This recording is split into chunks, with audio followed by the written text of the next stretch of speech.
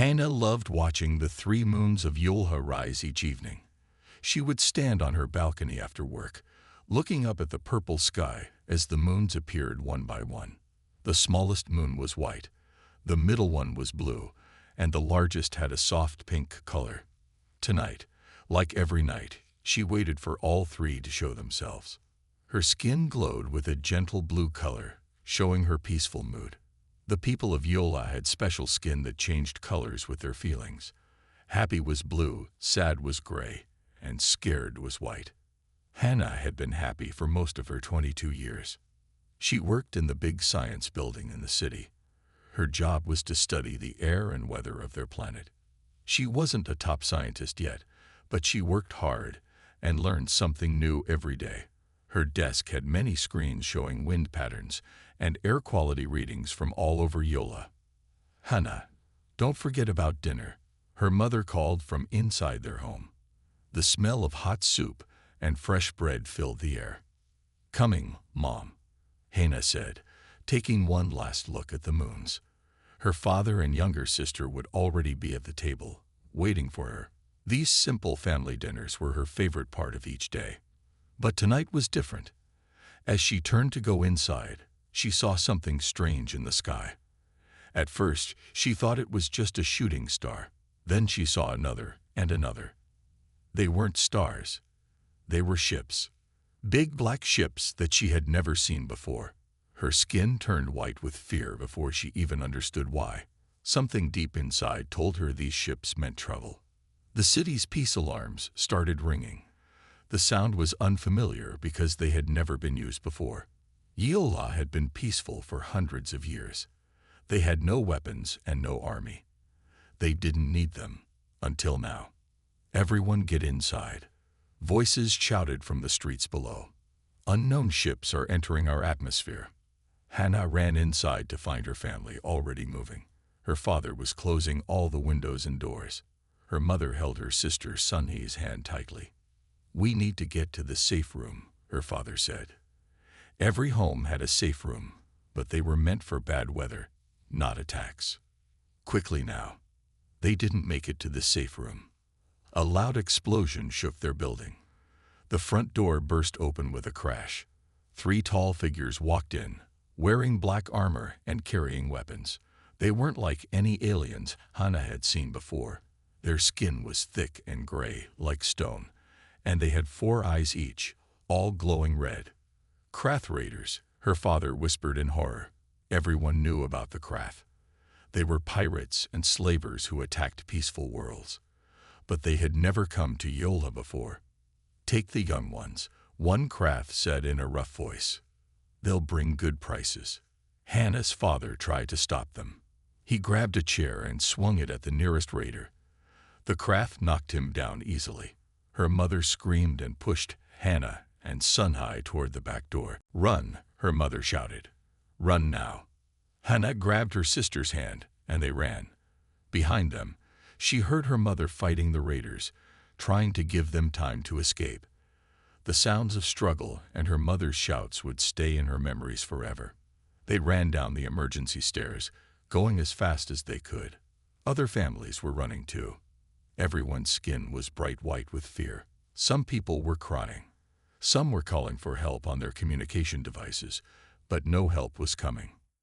Just as they reached the bottom floor, another explosion rocked the building. Sunhee's hand slipped from Hannah's grip. The lights went out. Smoke filled the air. "Sunhai!" Hannah screamed. "Sunhai, where are you?" She heard her sister cough somewhere in the smoke. Hannah moved toward the sound, her hands reaching out in the darkness. But someone grabbed her from behind. Strong arms lifted her off the ground. "This one's healthy. She'll do well in the mines," a Krath voice said. Hannah kicked and fought. Her skin flashed red with anger and white with fear. She screamed for her sister, for her parents, for anyone to help. But the Krath was too strong. A sharp pain in her neck made everything go fuzzy. The last thing she saw was other Krath raiders dragging more of her people out of the building. When she woke up, she was in a cold metal room with many others from her city. Their skin all showed the same sad gray color. Through a small window, Hannah could see Yulha getting smaller and smaller as the craft ship flew away. The 3 moons she loved so much disappeared from view. She didn't know then that it would be the last time she would see her home. She didn't know about the hard years ahead, or about the human who would one day help her. All she knew was that everything she loved was gone, and her skin had turned a gray so dark it was almost black. A young boy sat next to her, crying quietly. He looked about 12 years old. His skin was the same dark gray as hers. "I'm Jin," he whispered. "They took me from the science school. Did you see what happened to my teachers?" Hannah put her arm around his shoulders. She couldn't tell him that she had seen many teachers fighting the raiders, trying to protect their students. Instead, she said, "We have to be strong, Jin. We have to stay alive and keep hope. Maybe someday we can find a way home." But as their ship jumped into deep space, leaving their solar system behind, even Hannah didn't believe her own words. The craft were taking them somewhere far away, somewhere they would be sold like animals. She had heard stories of their slave markets and work camps. No one ever came back from those places. The other captured people huddled together in the dark ship. Some cried, some prayed, and some just sat in silence. Their combined gray skin made the room look like it was filled with living shadows. Hannah held Jin as he fell asleep, exhausted from crying. She looked out the small window at the unfamiliar stars streaking by. Somewhere out there, she hoped Sunhai had escaped. Somewhere out there, maybe her parents were still alive. Somewhere out there, maybe someone would help them. But for now, all she could do was wait, wondering what horrible place the craft would take them to first. The ship's engines hummed, carrying them deeper and deeper into the unknown darkness of space, where no one could hear their cries for help. Commander Dak, the craft leader, walked by their holding cell. He looked at them with his 4 red eyes and smiled, showing sharp teeth. "Rest well," he said in a mocking voice. "Tomorrow we reach the first market. Then we'll see how much you're all worth." Hannah's skin flickered briefly with anger, but she forced it back to gray. She had heard that slaves who showed too much spirit were treated worse. She would need to be careful, to survive, to wait for a chance, any chance, to escape. As the ship continued through space, Hannah made a promise to herself. No matter what happened, she would not let them break her spirit. She would not forget who she was.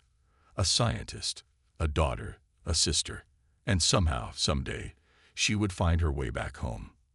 But first, she had to survive what was coming. The markets, the buyers, the work camps, her new life as property instead of a person. As she thought about it, her skin turned an even darker shade of gray, matching the cold emptiness of space outside their prison ship. The slave market was worse than anything Hannah had imagined. The craft had taken them to a space station that floated in the darkness between 3 trading planets. The air smelled bad, and the lights were too bright.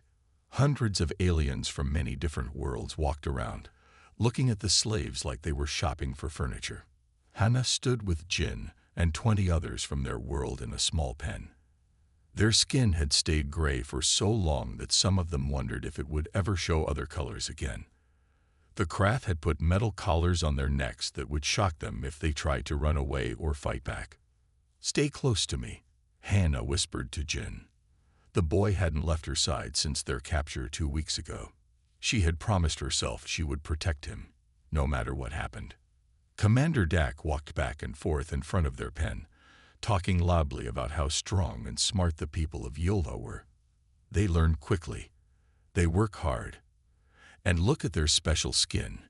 It changes color with their emotions. Very entertaining. He made it sound like they were pets instead of people. The worst part was watching her people being sold one by one. A fat alien with 6 arms bought 3 of them for his factory. Another with skin like blue glass took 5 for his farm.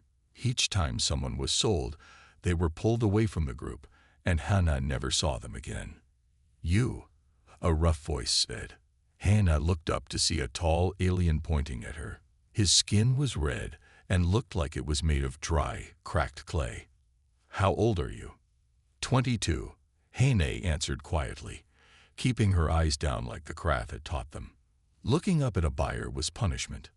"What work did you do before?" "I was a scientist. I studied weather and air quality." The red alien laughed. "A scientist? Perfect. I need smart ones for my mining operation. The stupid ones die too quickly in the toxic air." He turned to Commander Dak. "I'll take this one," and the boy beside her. Hannah's heart beat faster. At least she and Jin would stay together. But mining, in toxic air, she had studied enough science to know how dangerous that could be. The red alien was named Tool. He bought 4 more of Hannah's people before loading them all onto his ship. It was smaller than the craft ship and much dirtier. They sat on the cold floor of the cargo hold as the ship took off. "Where are we going?" Jin asked in a small voice. "To my moon," Tull said from the doorway. "I mine special metals there. The air is poison to most life forms, but that's what makes the metal so valuable. Don't worry, you'll have masks. They don't work perfectly, but they keep you alive long enough to be useful." Hannah held Jin's hand tightly. Their skin flickered white with fear for a moment before returning to gray. The moon was a horrible place. The sky was always orange, and the air looked thick and wrong. They lived in small rooms underground, near the mines. The masks they got were old and dirty. Every day they had to go deep into the mines to dig for special crystals that grew in the toxic ground. Many slaves worked in Tull's mines. Some looked like walking plants, others like rocks with arms and legs. All of them were thin and sick-looking. Hannah learned that most slaves lasted about 2 years before the toxic air killed them, even with the masks. Hannah used her science knowledge to try to make things better. She figured out how to clean the masks better using some of the chemicals from the mine. She taught others her method. She also found ways to tell when the air was most toxic and when it was safer to work. But Tool didn't like slaves who acted too smart. One day, he caught Hannah teaching other slaves about the air cycles. "You're here to work, not teach," he said, and pressed a button that made her collar shock her. Hannah fell to her knees in pain. "Next time will be worse." As the months passed, Jin started getting sick. The toxic air was worse for children, and his mask was too big for his face. He coughed all the time, and his skin started looking dull. "Please," Hannah begged Tull one day. "He needs medicine. He's just a child." "Children shouldn't be weak," Tull said. "If he dies, I'll buy another one. Now get back to work." That night, Hannah broke into the medical storage room. She had watched the guards type in the door code many times. She found medicine for Jin and took it, but as she was leaving, a guard saw her. The punishment was severe. They put her in a small dark room for 3 days with no food. They shocked her with a collar every few hours. But the worst part was hearing Jin coughing in the distance and not being able to help him. When they finally let her out, she was weak and hurt, but not broken. She gave Jin the medicine as soon as she could. It helped him breathe better, but she knew it wouldn't last long. They needed to find a way out. "Tell me about home," Jin would ask at night when they were trying to sleep on their hard beds. "Tell me about the 3 moons." So Hannah would describe their beautiful world, the purple sky, the peaceful cities. She told him about her family, about the science building where she worked, about the sweet bread her mother made. Sometimes, when she told these stories, their skin would show tiny flashes of blue, happiness trying to break through the sadness. Other slaves started coming to their room at night to hear the stories. Even aliens who had never seen Yola liked to hear about a world where people lived in peace. It gave them hope that such places existed. But the work got harder. Tull wanted more crystals, deeper in the mines where the air was worst. Every day, someone would collapse. Sometimes they got up again. Sometimes they didn't. Hannah started keeping track of everything in her head.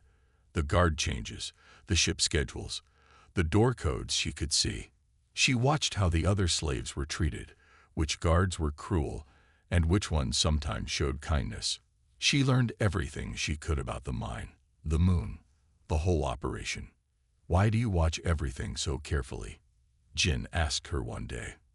"Because knowledge is power," she said, remembering what her teachers used to say. "Someday we might have a chance to escape, and when that chance comes, we need to be ready." But escape seemed impossible. The moon's toxic air meant they couldn't just run away. They needed ships, good masks, and codes to get through all the doors.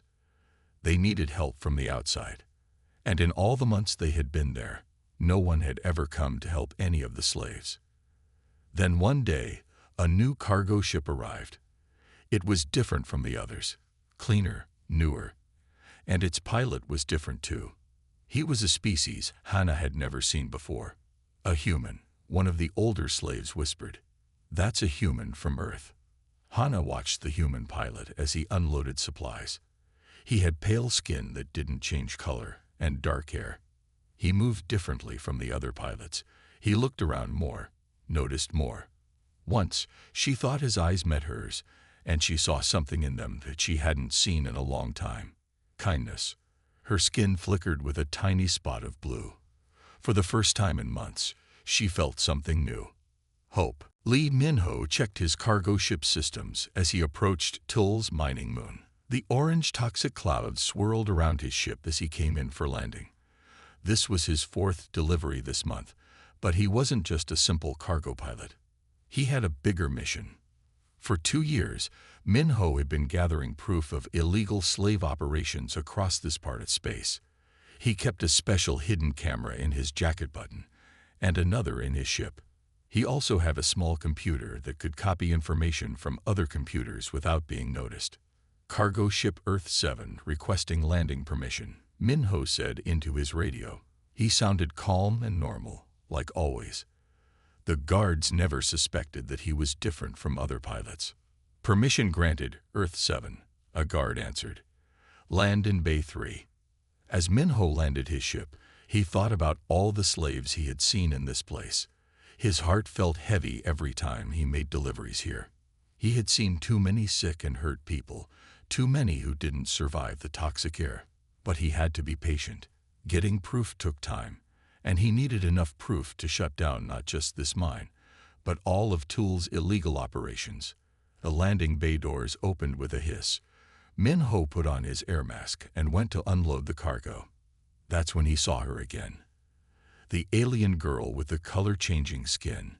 She was being punished, forced to clean the landing bay floor with her hands while guards watched. Her skin was gray like always, but Min-ho saw strength in the way she worked. She didn't cry or complain, even though he could see she was hurt. Min-ho had noticed her before. She was different from most slaves. She helped others, taught them things in secret. He had seen her showing other slaves how to fix their masks better.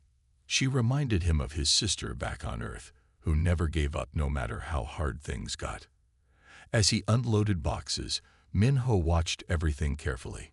He saw how the guards changed shifts, how they typed in door codes, how they treated the slaves. His hidden camera recorded it all. But he had to be careful. One wrong move, and they would catch him. "You, human." Tull's voice boomed across the landing bay. "Come to my office after you finish unloading." Min-ho's heart beat faster, but he kept his face calm. "Yes, sir." In Tull's office, Min-ho saw even more proof of illegal activities. There were screens showing slave markets, lists of prices for different species, records of slaves who had died in the mines. His hidden camera recorded everything while he stood there. "Your deliveries are always on time," Tull said. "And you don't ask questions like some other pilots. I like that." "I just do my job, sir," Min-ho said quietly. "Good. I'm giving you a new contract. Double the deliveries, double the pay." Tull smiled, showing sharp teeth. "Just remember, what happens here stays here."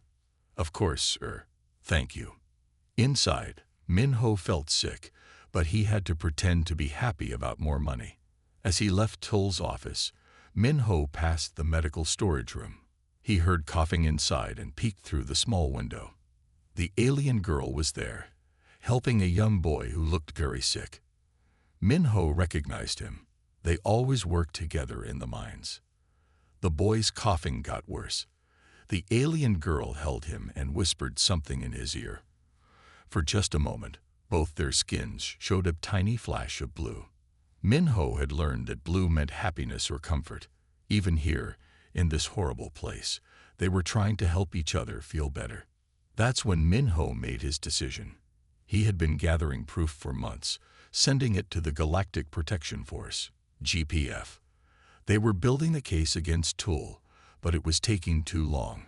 These slaves needed help now. Back on his ship, Min-ho sent a coded message to his GPF contact. Request immediate action. Situation worse than expected. Young slaves in critical condition. The answer came quickly. Continue monitoring. Legal process requires more time. Estimated 6 months for action. 6 months. Min-ho looked out his ship's window at the toxic orange clouds. The sick boy wouldn't survive 6 more months. Many slaves wouldn't. That night, in his small apartment on a nearby space station, Min-ho stayed up late making plans. He drew maps of Tool's mine from memory, marking all the guard posts and security cameras. He listed all the door codes he had seen. He studied the shipping schedules, looking for the best time to act. It would be dangerous. If he got caught, he would become a slave himself, or worse. But every time he thought about giving up, he remembered the alien girl's face. He remembered how she helped others even when she was hurt. He remembered the sick boy's coughing.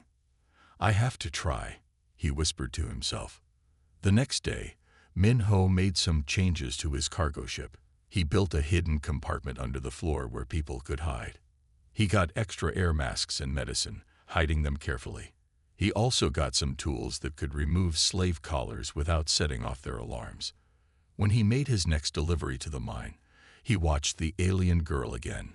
She was back working in the mines, but moving slower than before. The punishment had hurt her, but she still helped others. He saw her share her water with another slave who looked ready to faint. Min-ho needed to learn more about her. He started asking quiet questions to other pilots and workers. He learned that her name was Hana, and she used to be a scientist on her home world. The sick boy was named Jin, and he was like a little brother to her. They had been captured together when the Krath raiders attacked their planet. Knowing their names made everything feel more real, more urgent. These weren't just slaves. They were people with stories, with families, with dreams. Hana and Jin deserved to be free, to see the stars again, to have a chance at a better life. But freeing them wouldn't be easy. The mine had many guards, all armed with weapons. The toxic air meant they couldn't just run away. They needed a ship, and the slave collars would shock them if they tried to escape. Min-ho spent his free time practicing with the collar-removing tools. He learned how to get them off in less than 30 seconds. He memorized the guard schedules and found the blind spots in their security cameras. He made plans and backup plans for his backup plans. One day, as he was unloading cargo, he heard Tool talking to his guards. The GPF might inspect us soon. We need to clean up. Get rid of the troublemakers and the sick ones. Start with that scientist girl and her little friend. Min-ho's blood went cold. He had run out of time. The GPF was coming, but they would be too late for Hana and Jin.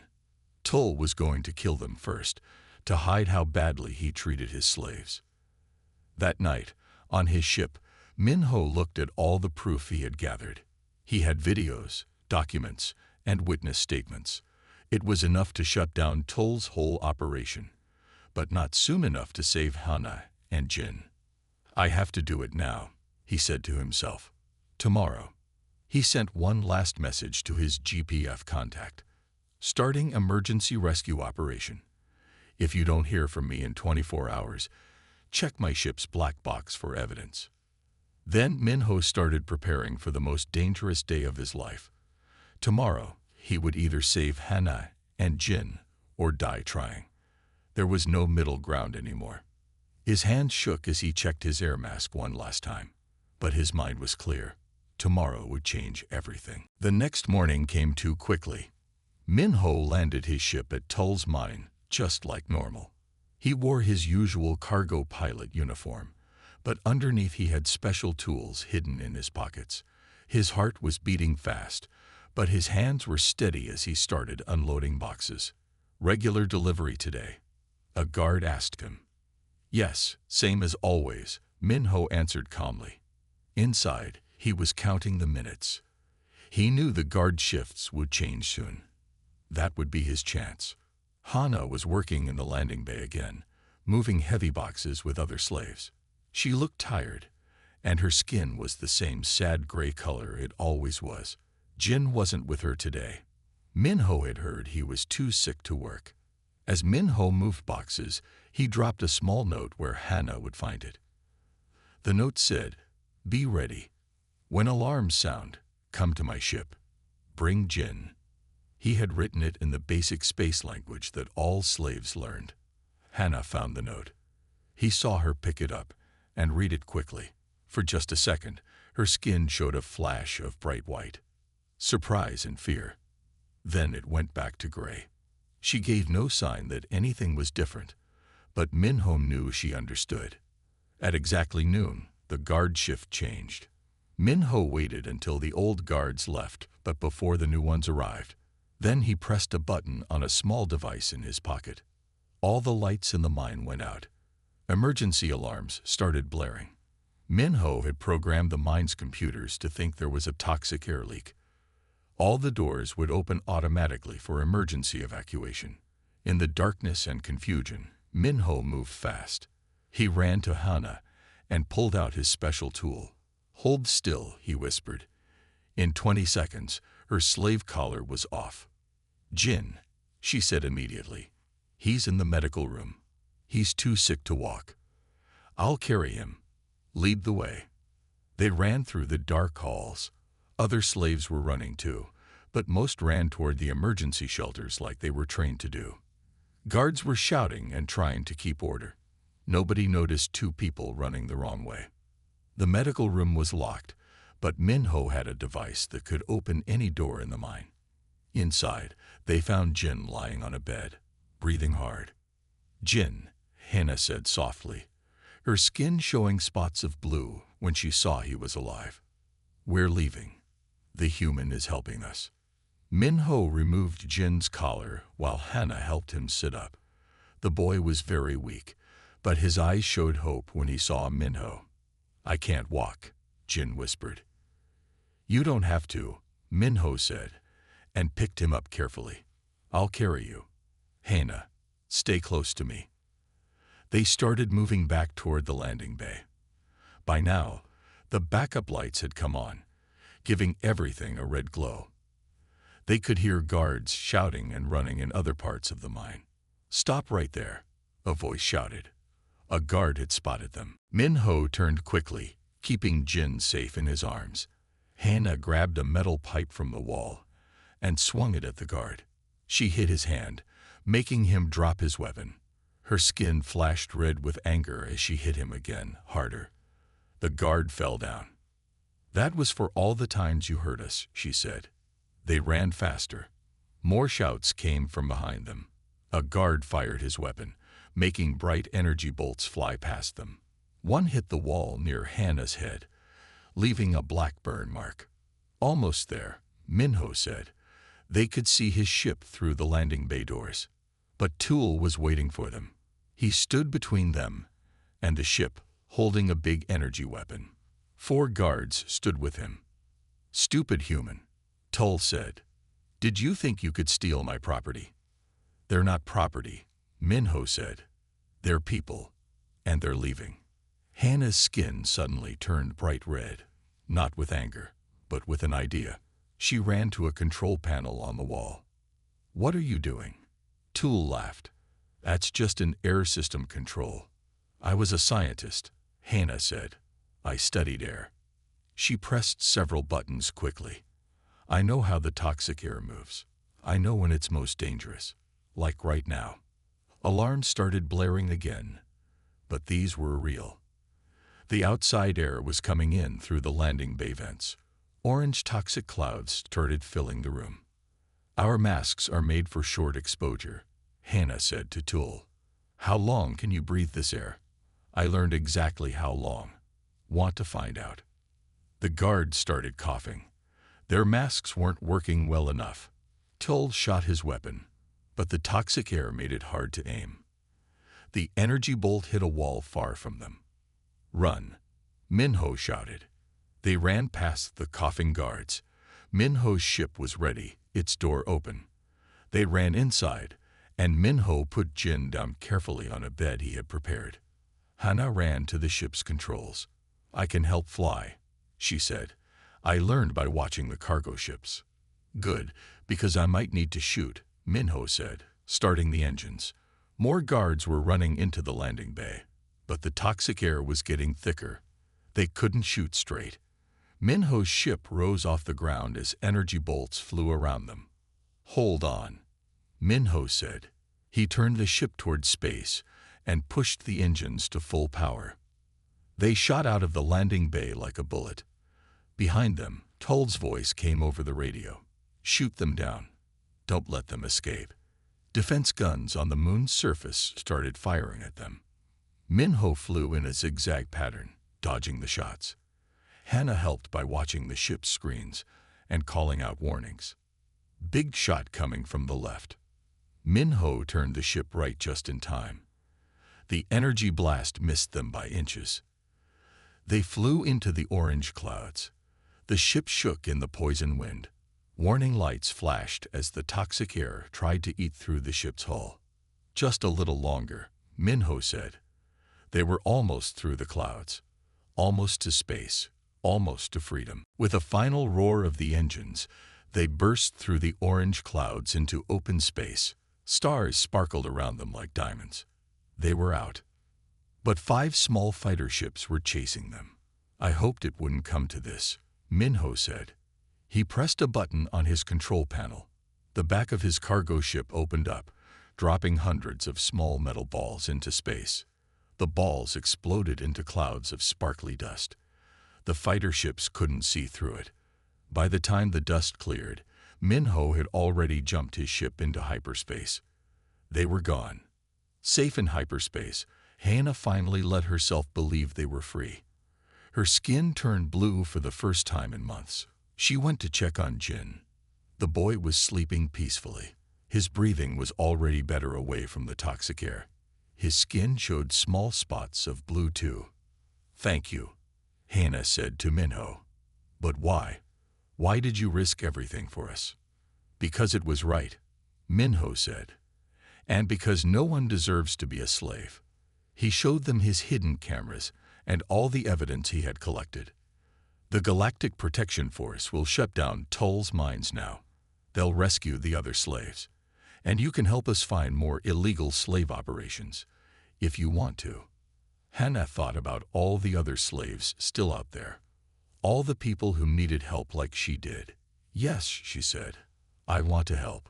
But first we get Jin to a hospital," Minho said. "Then we try to find your family." Hannah looked out the ship's window at the stars streaming by. Somewhere out there was her home world with its 3 moons. Somewhere out there was her family.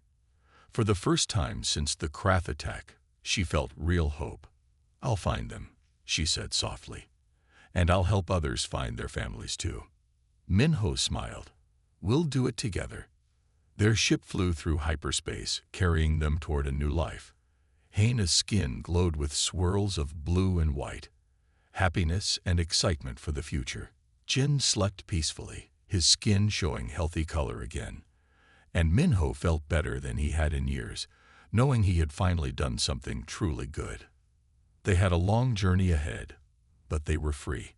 And sometimes, that's all you need to start changing the whole galaxy, one rescue at a time.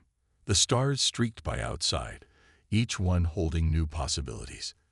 Hannah thought of all the people still enslaved, all the families torn apart.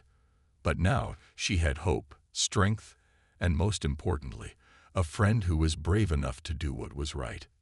Together, they would make a difference. Together, they would bring light to the darkness. And somewhere in space, a cargo ship carrying a human, a former slave, and a sleeping boy flew toward tomorrow, leaving fear and chains far behind.